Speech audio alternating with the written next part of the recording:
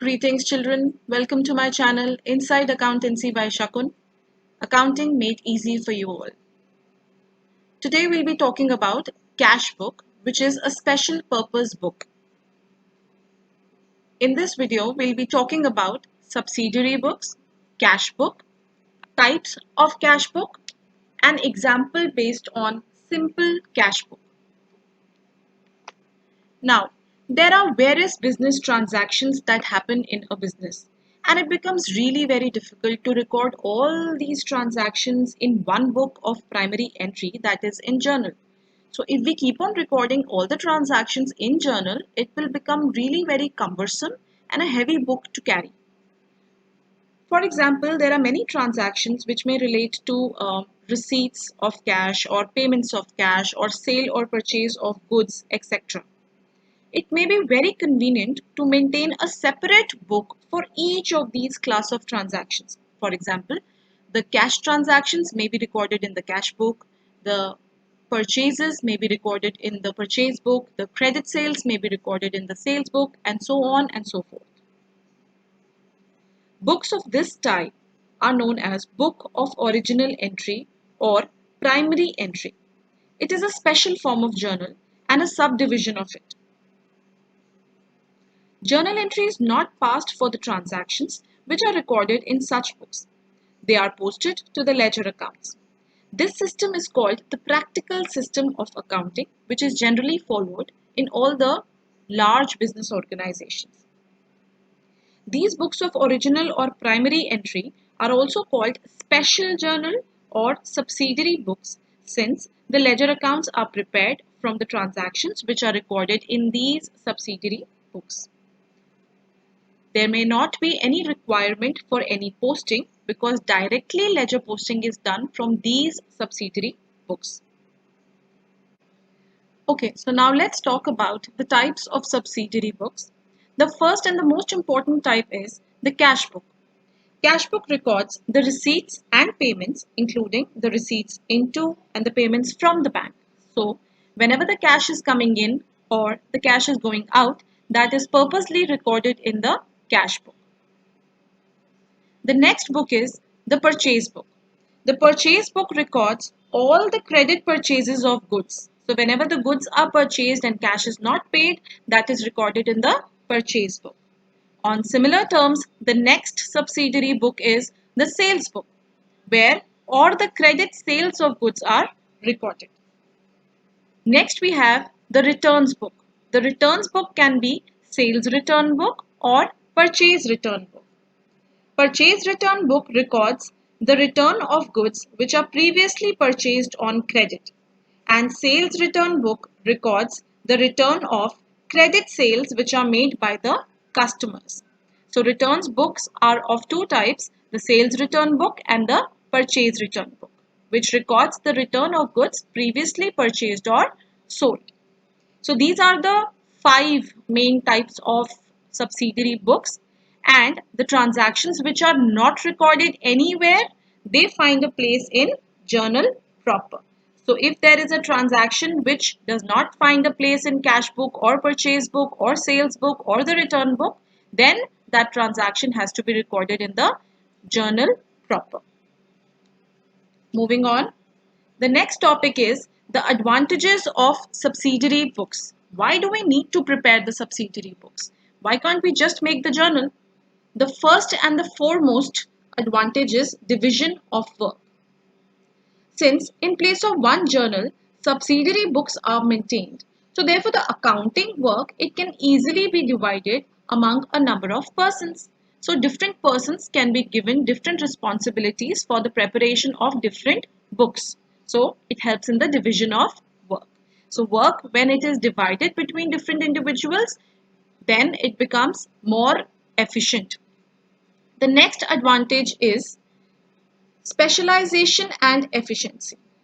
Now, on the same logic, since we are dividing the work into different people, so when the same work is handled by a particular person for a long period of time, then he acquires knowledge and expertise in it. So if a particular person has been given the responsibility of preparation of cash book, and if he continues to do it for a long period of time, then that person will acquire certain expertise in preparation of cash book. That person would become very efficient in handling it, and thus accounting would be done more efficiently. The next advantage is saving of time. Now, various accounting processes can be undertaken simultaneously.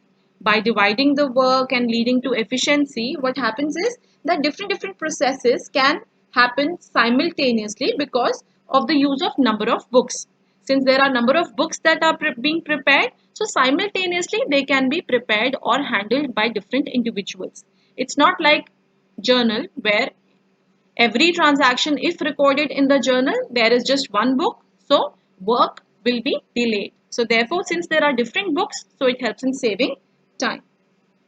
The next advantage is availability of information.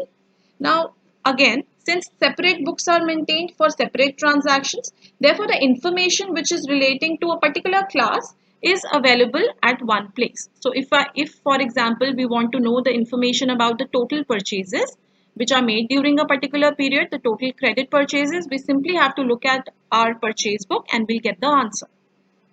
The next advantage is facility in checking. Now, in case our trial balance does not tally, which should tally, which leads to the arithmetical accuracy of accounts. So, if the trial balance does not tally, then it is very easy to locate the errors. Why? Because we are making separate books, and since the number of transactions is less in each subsidiary book as compared to only one journal which we maintain, so it becomes easy to locate the errors since there are separate books which are maintained and each book carries lesser number of transactions. So errors can be easily located. Next we have responsibility. Now division of work, that is assigning a particular job to a particular person, would also help in fixing responsibility, because that particular person will be responsible for completion of a particular task that has been allocated to him. So therefore responsibility can be easily fixed when we are following or when we are maintaining different subsidiary books. In this chapter, in this video, we will be talking about particularly the cash book, which is a book of primary entry in which all the cash transactions and all the bank transactions are recorded in a chronological order. That is, in the order in which they happen. According to particular dates, the transactions are recorded in the cash book. All the receipts are recorded on the debit side and all the payments are recorded on the credit side. Cash transactions are recorded in the cash column and bank transactions are recorded in the bank column. Let's talk about the features of cash book. Now, the first and foremost feature is cash and bank transactions are recorded in the cash book. So basically we'll be studying about it that the cash book is of two types, simple cash book and double column cash book. In the double column cash book, all the transactions which are related to cash and bank are recorded. The next feature is the cash receipts and checks which are deposited. They are recorded on the debit side, and the cash and check payments are recorded on the credit side. So the cash book has two sides, DR and CR, debit or credit.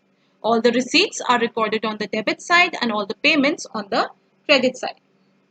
Now the next feature is that in cash book it records only one aspect of the transaction, that is the cash, whether it is coming in or whether it is going out.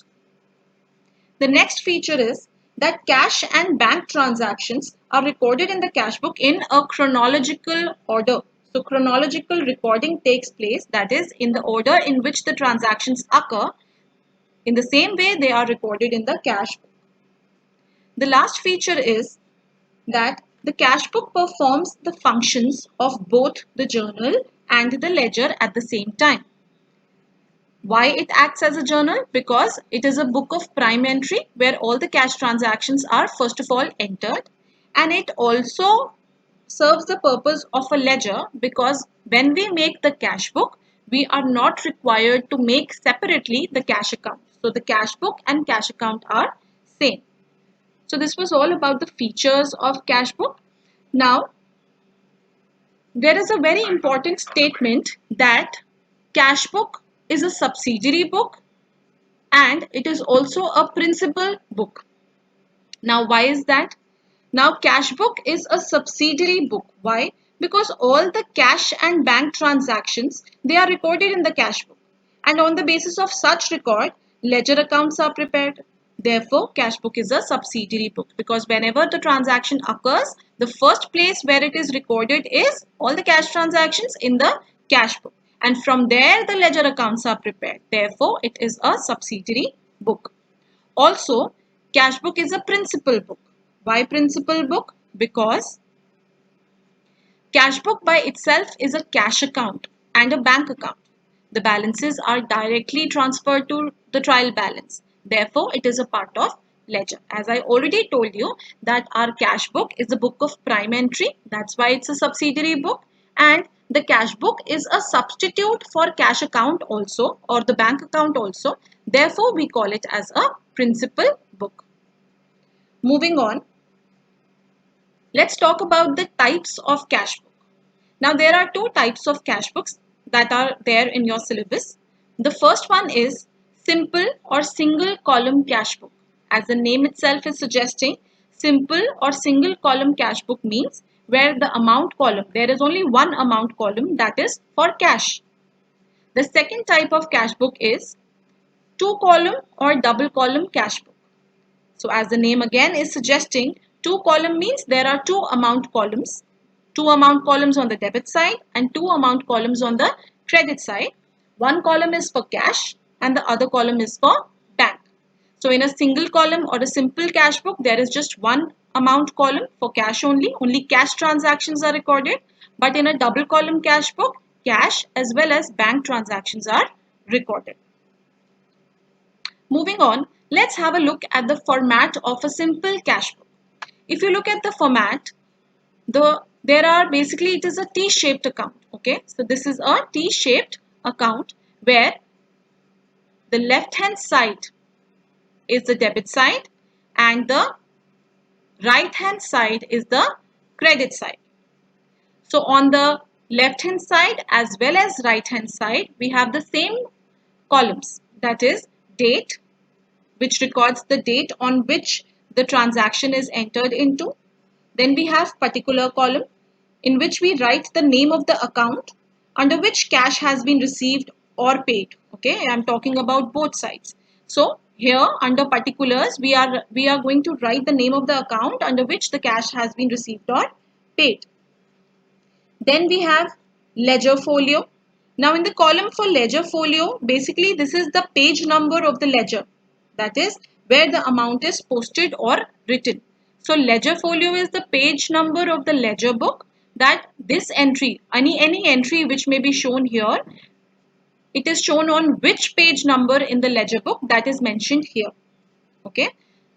In the questions that will follow, you will not be given the ledger folio numbers. You will just leave this column blank. Under the amount column, obviously, the amount of the transaction will be written respectively on the debit or on the credit side. So, there are four columns each on the debit as well as credit side: date, particulars, ledger folio and amount. So, the left hand side is the debit side and the right hand side is the credit side. So, this is the format of a simple cash book. Now, you also need to remember that the debit side basically is known as the receipt side. Okay, so this debit side is known as receipt side. So all the receipts, all the sources from which money is coming in is recorded on the debit side. And the credit side is known as the payment side. So all the payments which are made in cash are recorded on the credit side. Let's just take an example to understand that how the transactions are shown in a simple cash book. So for example, we had a transaction, started business with cash on 1st of April 2020, rupees 1 lakh. Now, I will tell you two ways of recording the transaction. One is by passing a journal entry like mentally in your mind, and the second is by thinking that whether it is a receipt or a payment. So first of all, let's talk about the journal entry method. So started business with cash. What would be the journal entry? Very good. The journal entry would be cash account DR to capital. Now please have a look at cash. Cash account here is debited. Cash is debited in the name of capital. Therefore, in the cash book, in the cash account on the debit side, we have written to capital 1 lakh on the date that was given in the question. So since cash was debited, therefore this transaction has been put on the debit side in the name of the opposite account that was given here. Let's take another example. Goods purchased for cash on 2nd of April 2020, 15,000. Now let's again talk about the journal entry. Goods purchased for cash. Goods are coming in, cash is going out. So our entry would be purchases account DR to cash account. Now in this transaction, cash is being credited. Now since cash is being credited, so we know that we have to write this entry on the credit side. So on the credit side, we will write the name of opposite account, that is purchases account. So this entry will be recorded like this, where we mention the date, then by purchases 50,000. Please note that anything that's recorded on the debit side should start with 2. And anything recorded on the credit side should start with by. So to and by are the prefixes which are there in case of recording a transaction on the debit or credit side of an account. Let's take another example. Withdrew for personal use 10,000 on 5th April 2020. So money withdrawn for personal use is known as drawings. So our entry will be drawings to cash. Again, cash is being credited. So this entry will be shown on the credit side in the name of the opposite account, that is drawings. So we'll write it as follows: by drawings 10,000 on the credit side.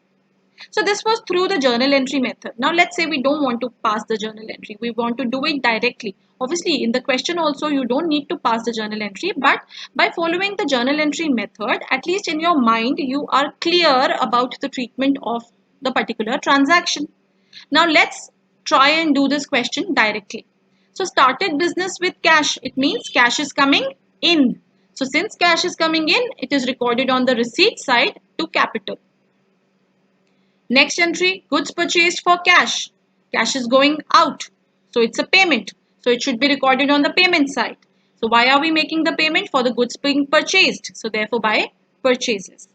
Then withdrew for personal use. Again, cash is going out. On which account? On account of drawings. So therefore on the payment side we write by drawings. So this we can do directly without even thinking about what the journal entries would be. But while explaining the question, I will show you the journal entries so that everything is clear to you. Moving on.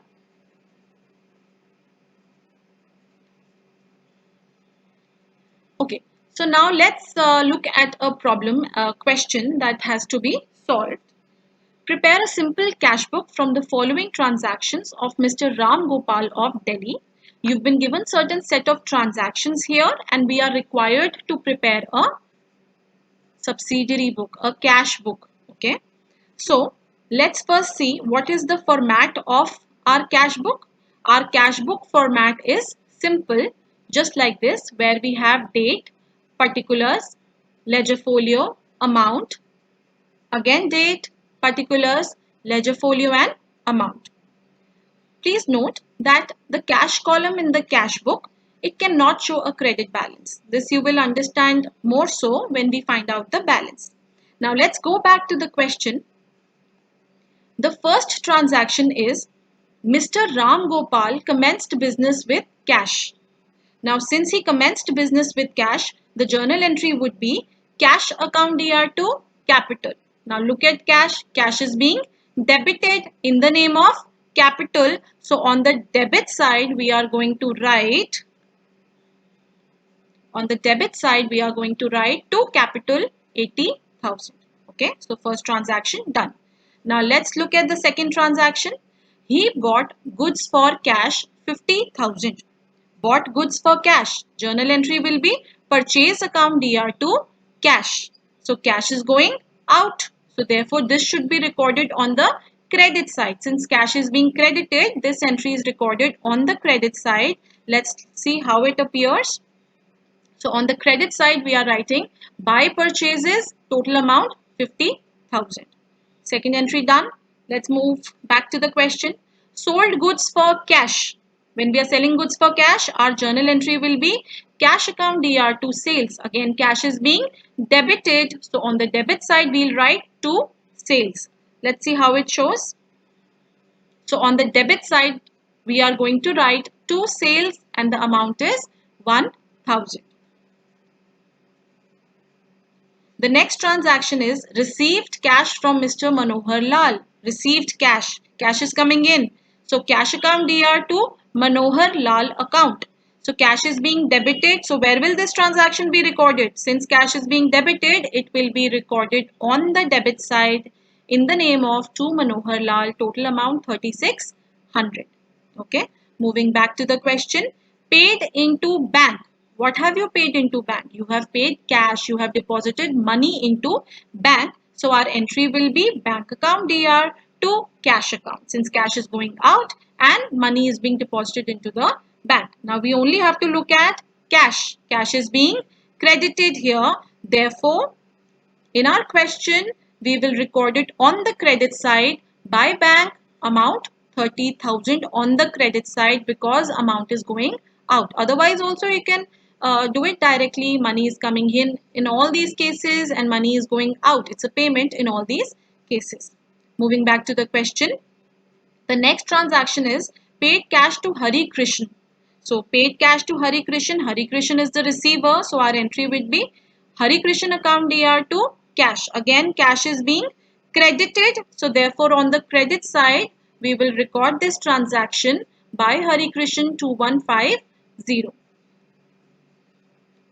The next transaction is sold goods for cash. Again, the same entry, cash account DR to sales. Let's have a look at the answer.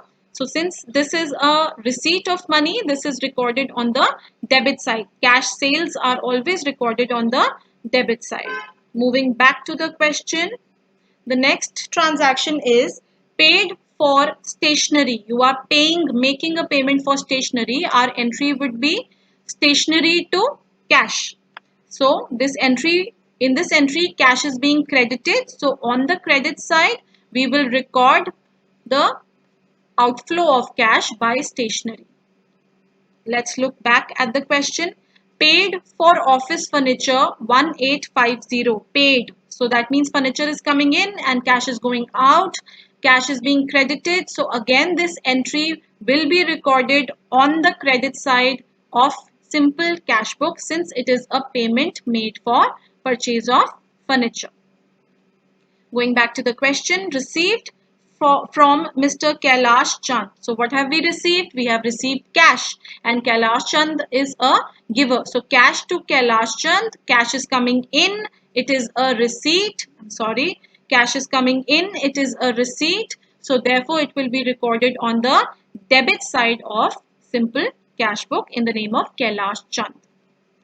Moving on.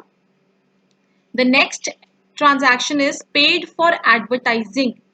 And next is purchased postage stamps. So again, the journal entries would be advertising to cash since cash is going out. And when you purchase postage stamps, then again your transaction will be postage to cash. Paid rent, the transaction would be rent to cash. And paid electricity charges, again the transaction would be electricity charges to cash. So in all these four transactions, if you notice, cash is being credited. All these are payments. So where will it be recorded? All the payments will be recorded on the credit side. So let's have a look at the solution. We will record all the payments such as advertising, postage stamps, rent, and electricity charges on the credit side. So looking back at the question, let's check if we have done all the transactions. Yes, we have completed all the transactions. So we have put all the transactions in our simple cash book. But our work is not over here. We need to do the balancing. So how do we do the balancing? What we have to do is we have to find out the total of amount column on both sides. So find out the total of DR side and find out the total of CR side. Whichever total is greater, after you find out the total of this debit side and the credit side, whichever total is greater, that total will be written on both sides. So basically in this question, our debit total is greater, that is 1,06,400. So this total would be written on the both sides. Why? Because this total is greater. From this greater total, we are going to subtract the lesser one. Okay. So from this greater total, whichever total is greater, you write on both sides, and from this total, subtract the lesser side and you will get the balance carried down. So when we subtract from the greater total the lesser total, we get the answer, that is 20,120. So this 20,120 is basically our answer. This is the balance of cash that we have on the last day of April. Now this balance carried down. Why do we call it carried down? Because this balance is carried to the next month. So therefore we record it like this.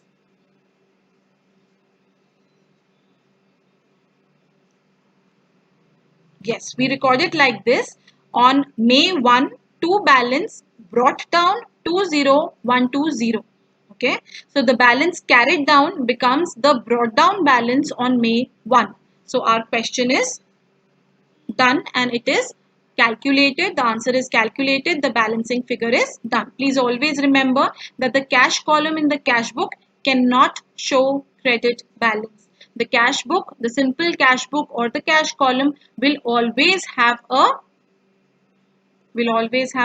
debit balance. Why do we call it a debit balance? Although the balancing figure came on the credit side, so why are we not calling it a credit balance? No, we always look at the opening balance. The opening balance which is transferred to the next month. The balance carried down was 20,120 on the last day of April, which was brought down on May 1 on the debit side. It is always brought down on the opposite side. So you always must see the brought down balance. Now since the brought down balance is on the debit side, therefore the cash book will always show a DR balance. There will never be a balance which will come on this side or the credit side. Okay, so your assignment, your practice questions would be that you have to attempt the question number 1 to 5 from your book T.S. Grewal, and any doubts you have regarding that, you can contact me on my email ID or message me. In this chapter, we have talked about the subsidiary books, the cash books, the features, the advantages, the types of cash books, simple cash book, double column cash book, and we talked about the simple cash book with the help of an example and learned how to make and how to balance a simple cash book.